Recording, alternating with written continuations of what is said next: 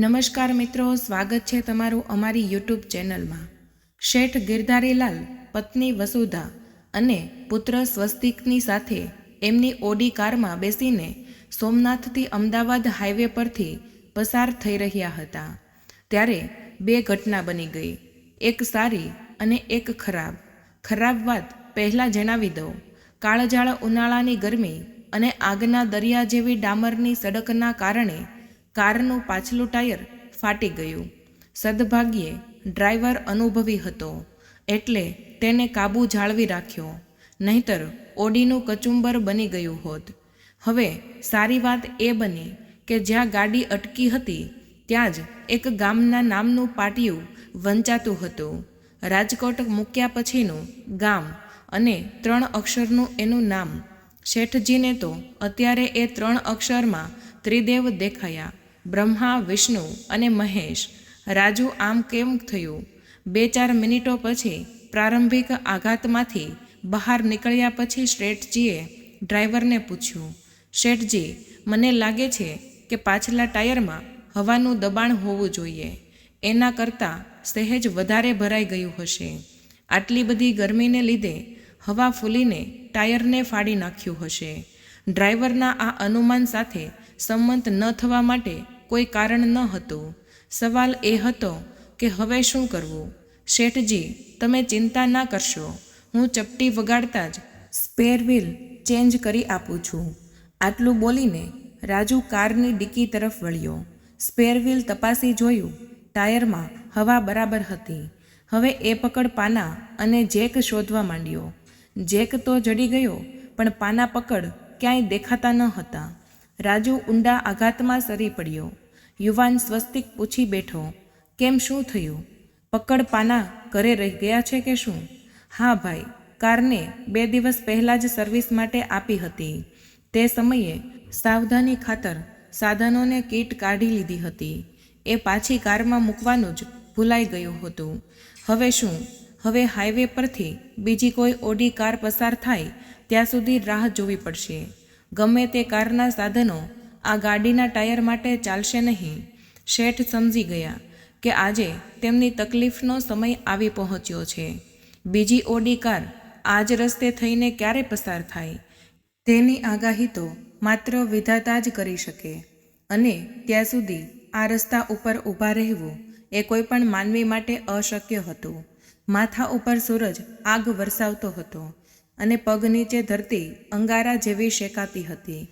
આજુબાજુમાં કોઈ ઘટાદાર વૃક્ષ પણ ન હતું। નજીકમાં એક બાવળિયો હતો। શેઠજીને લાગ્યું કે જો આ જગ્યાએ 10 મિનિટથી વધારે ઊભા રહેવાયું તો લૂ લાગવાને કારણે ત્રણેયનું અંતરિયાળમાં કમોત નીપજશે। ડ્રાઈવરે કહ્યું તો ખરું કે તમે સૌ ગાડીની અંદર બેસો, હું એસી ચાલુ રાખું છું, પણ એ કંઈ વ્યવહારુ ઉપાય ન હતો। એન્જિન ક્યાં સુધી બાળવું, અને જો પેટ્રોલ ખલાસ થઈ ગયું તો બીજી નવી ઉપાધિ। ત્યારે શેઠજીની નજર સહેજ દૂર આવેલા એક મકાન ઉપર પડી।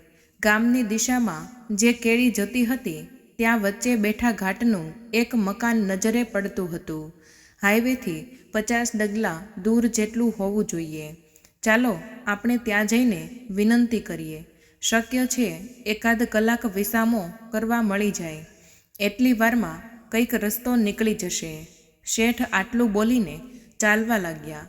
ધૂળિયો રસ્તો હતો, જાડી ઝાખરાથી બંને બાજુ ઘેરાયેલી પગવાડ, અજાણી મંજિલ અને અતિશ્રિત ભવિષ્ય।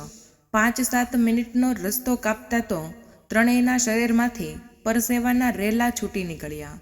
હવે પ્રભુને માત્ર એક જ પ્રાર્થના બચતી હતી, હે ભગવાન, તે ઘરના બારણે તાળું ના મારેલું હોય તો સારું। બારણા બંધ હતા, પણ અંદરથી બહાર નાનું ફળિયું હતું। એક ઘટાદાર લીમડાની નીચે કાથીનો ખાટલો ઢાળેલો હતો। પતરાના છાપરા નીચે એક લાલ ગાય બાંધેલી હતી। મકાન નાનું હતું, પણ પીળા રંગથી રંગેલી ભીતો વડે તે દીપી ઉઠ્યું હતું।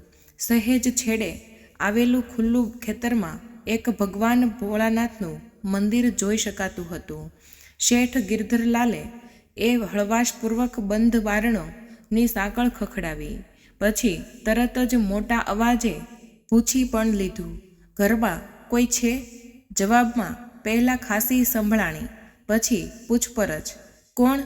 શેઠ તો શું કહે, એ મહેમાન છીએ, અજાણ્યા છીએ. ખાસી ફરીથી ખખડી ઉઠી. તે સરું બેટા, જરા જોતો, કોક આવ્યું લાગે છે. બેટા 4 ક્ષણોની પ્રતીક્ષા અને ઉત્કૃષ્ટતાના પડીકામાં કેદ થઈને પસાર થઈ ગયા.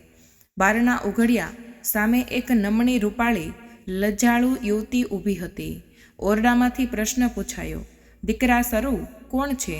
જે હોય તેને ઘરમાં બોલાવી લે. બહાર તો ઊભા પણ ના રહેવાય તેવું છે. સરું, આવો ને કહીને એક બાજુએ સરકી ગઈ. ત્રણેઓ તિથિ વગરના અતિથિઓ ઘરમાં દાખલ થયા. શેઠ ગિરધરલાલની નજર આમ તો ચકોર હતી, પરંતુ ઓરડાના અંધકારથી ટેવાતા સહેજ વાર લાગી. એકાદ મિનિટ પછી અંદરનું દ્રશ્ય સ્પષ્ટ થઈ ગયું. એક ઓરડાનું મકાન હતું. સામેની બાજુએ બારણા વિનાના ખાંચામાં ખોબા જેવડું રસોડું હતું. એક ખાટલો હતો. એક જર્જરિત બાપ હતો. ભીત પરની ખીટી ઉપર સદરો અને ટોપી ટીંગાતા હતા. એક તરફ લાકડાનું નાનું કબાટ પડ્યું હતું. અસબાબ ખૂબ જ ટૂંકો હતો, પણ ઘરમાં જે કંઈ હતું તેના ઉપર સ્વચ્છતાનો અને સુઘડતાનો હાથ ફરેલો હતો. શેઠ ગિરધરલાલ ખાટલામાં બેઠેલા પુરુષને જોઈ રહ્યા. પુરુષ હતો તો 45નો, દેખાતો હતો 55 જેવો.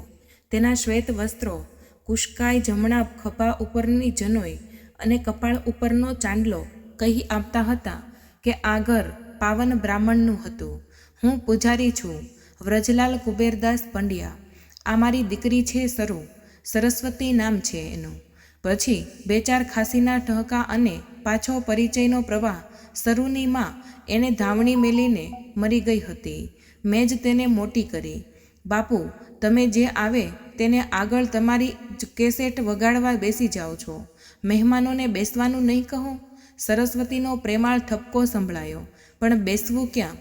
સરું દોડીને ખૂણામાં ઊભી કરેલી એક પતરાની 3 ફોલ્ડિંગ ખુરશીઓ લઈ આવી. મહેમાનોને બેસાડ્યા. પછી પાણી લઈ આવવા માટે તે ગોળા તરફ વળી. ત્યાં તેના પિતાની કેસેટ પુનઃ ચાલુ થઈ ગઈ. મારી કોઈ બાંધેલી આવક ન હતી. ગામે મને વિનંતી કરી, આ શિવાલય અપૂજ પડ્યું છે, મને મકાન બાંધી આપ્યું. હું 2 ટાઈમ પૂજા આરતી કરું છું. ગામ મને 1000 રૂપિયા આપે છે. પાણી લઈને સરું આવી ગઈ. સાથે ઠપકો પણ લેતી આવી. બાપુ, પહેલાં એ તો પૂછો કે મહેમાન આવા ટાણે કેમ? શેઠ મીઠું મલકાયા. મારું નામ ગિરધરલાલ. આ મારી પત્ની છે વસુધરા ગૌરી, અને મારો દીકરો સ્વસ્તિક. અમે એક સામાજિક કામના અંગે બહાર ગયા હતા. પાછા વળતા ગાડીના ટાયરમાં ફટાકડો ફૂટ્યો. ખબર નહીં કેટલો સમય રોકાવવું પડશે અહીં. ગામમાં કોઈ હોટલ કે લોજ હશે? જવાબમાં બાપ અને દીકરી એક સાથે હસી પડ્યા. શેઠજી સમજી ગયા કે તેમણે પૂછેલો સવાલ જ હસી કાઢવા જેવો હતો. પછી સરું બોલી ગઈ, હોટેલ અને લોજ તો તમારા શહેરમાં હોય, અમારા ગામડામાં તો અમારા ઘરો જ હોય. શેઠ સાહેબ, ભૂખ લાગી હશે ને? જમવાનું બનાવી દઉં છું, જાજી વાર નહીં લાગે. અરે ના ના, અમે ગાડીમાં નાસ્તો સાથે લઈને જ નીકળ્યા છીએ, શેઠજી બોલી રહ્યા. અને સરું ખાંચા જેવા રસોડામાં દોડી ગઈ. ગેસ તો ક્યાંથી હોય? ચૂલા ઉપર તે રાંધવા લાગી. મારી સરું મા વગરની છે, પણ એ ઘરકામ બધું જ શીખી ગઈ છે. જોજો, હમણાં જ ચપટી વગાડતા જ ભાખરી અને શાક બનાવી દેશે. પૂજારી પોરસાતા અવાજમાં બોલવા લાગ્યા. શેઠજીનું અડધું ધ્યાન ઘરની નિરીક્ષણ કરવામાં હતું અને અડધું ધ્યાન પૂજારીની વાતો સાંભળવામાં હતું. તૂટક વાક્યો કાનમાં રેડાતા રહ્યા. મારી સરું ભણવામાં પણ હોશિયાર છે. જો એ શહેરમાં રહેતી હોત તો મોટી અમલદાર બની ગઈ હોત. અહીં તે ગામડાની શાળામાં દર વર્ષે પહેલા નંબરે પાસ થતી હતી. બાજુના શહેરમાં તેણે પીટીસી કર્યું છે. અત્યારે પાસેના મોટા ગામની શાળામાં શિક્ષિકાની નોકરી કરે છે. અત્યંત ગુણવંતી છોકરી છે મારી સરું. હવે તે પરણવા જેવડી થઈ ગઈ છે. તેને લાયક મૂર્તિઓ શોધું છું. તેને લાયક કોઈ છોકરો તો હોવો જોઈએ ને. સરું જેવી સ્વરૂપવાન અને સંસ્કારી છોકરી જો શહેરમાં હોત તો કોઈ મોટા ખોરડાની શોભા બની જાય, પણ અહીં વગડાના ફૂલને કોણ? માત્ર 30 મિનિટમાં ભોજન તૈયાર થઈ ગયું અને 3 થાળીઓ પીરસાઈ ગઈ. ભૂખ તો કકડીને લાગી હતી. 5 સ્ટારના મહેમાનો હતા તો સામે 7 સ્ટારનો આગ્રહ હતો. શેઠજી પેટ ભરીને જમ્યા. પછી અસાધારણપણે તે બોલી ગયા, વસુ, આજે એવું લાગે છે કે જાણે જિંદગીમાં પહેલીવાર આજે જમ્યા. આપણા ઘરમાં રસોઈ બનાવવા માટે 3 માણસો રાખ્યા છે, પણ આવો સ્વાદ કેમ નથી જણાતો? પૂરા 4 કલાક પસાર થઈ ગયા. સરૂ સાંજની રસોઈ બનાવવાની તૈયારી કરતી હતી તેટલામાં ડ્રાઈવર ડોકાયો. શેઠ સાહેબ, ગાડી તૈયાર છે, પંચર બની ગયું છે, નીકળવું છે ને? સરૂના બાપુ આગ્રહ કરતા રહ્યા, રોકાઈ જાઓ ને મહેમાન, રાતનું વાળું કરીને જજો. હવે ગિરધારી લાલથી બોલ્યા વિના ન રહી શકાયું. વાહ ભૂદેવ વાહ, શું તમારા હૃદયની વિશાળતા છે! બપોરના ભોજન પછી તીરછી નજરે મેં જોઈ લીધું હતું કે તમારી દીકરી લોટનો ડબ્બો તપાસી રહી હતી. ઘરમાં માંડ 2 ટંક રાંધી શકાય તેટલા જ દાળ ચોખા બચ્યા છે, તેમ છતાં તમે અમને રાતના વાળું કરવા માટે રોકાઈ જવાનું કહો છો. વજુભાઈ, સાચી વાત કરું, હું અમદાવાદનો ખૂબ જ મોટો અને જાણીતો વેપારી છું. લક્ષ્મી મારા ઉંબરે ઊભી તોરણની જેમ ઝૂલે છે. 2 દિવસથી અમે એક ખાસ કામ માટે નીકળ્યા હતા, એક સાથે 7 કન્યાઓ જોવા માટે. એક પણ કન્યા અમારા મનમાં વસી નહીં. મને તો તમારી સરસ્વતી ખૂબ જ ગમી છે. જો તમે હા પાડો તો? રંક પૂજારી રડી પડ્યો. શેઠજી, આપ આ શું બોલો છો? હું સાચું તો સાંભળી રહ્યો છું ને? મારી સરૂ તો ઝૂંપડીમાં પાકેલું રતન છે, પણ એ તમારા બંગલામાં?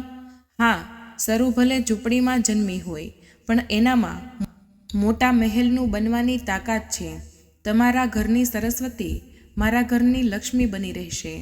મારે આવી જ વહુ જોઈતી હતી, સુંદર પણ અને સંસ્કારી પણ. ટાયર ફાટવા જેવી આકસ્મિક ઘટનામાંથી એક ગરીબ પૂજારીની ગુણવાન દીકરીનું બદકિસ્મતી પણ ફાટી ગઈ. કહેવાય છે ને કે દીકરી તેનું નસીબ લઈને જ જન્મે છે. તમને આ વાર્તા કેવી લાગી કમેન્ટ કરીને જણાવજો, અને પસંદ આવી હોય તો લાઈક અને શેર કરજો, અને આવા જ વિડીયોને જોવા માટે અમારી ચેનલને સબસ્ક્રાઈબ જરૂર કરજો. મળીએ એક નવા વિડીયોમાં. ત્યાં સુધી બધાને જય શ્રી કૃષ્ણ. ધન્યવાદ.